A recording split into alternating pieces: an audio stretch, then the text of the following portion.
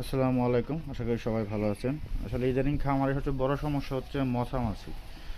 মাছি গরুকে খুব অতিরিক্ত বিরক্ত করছে। দেখেন এই গরুগুলো একটাও লেজ নাড়াচ্ছে না, মানে এখানে মাছির পরিমাণ নাই বললেই চলে, একবারে নাই বললেই চলে।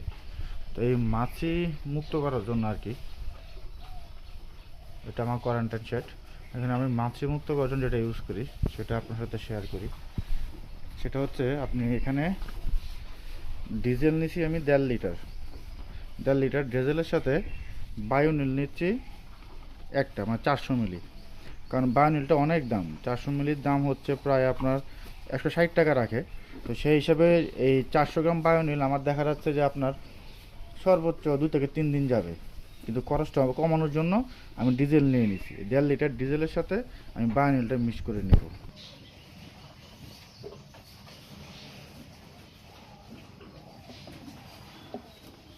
বায়োনিলটা মিক্স করে নিচ্ছি।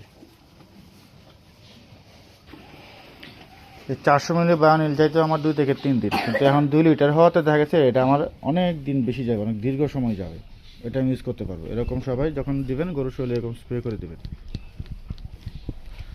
স্প্রে করে দিলে দেখা যাচ্ছে কি আপনার শুধু লেজের গোড়ায় দেবেন, সারা শরীর দেওয়ার প্রয়োজন নয়, লেজের গোড়ায় দেবেন।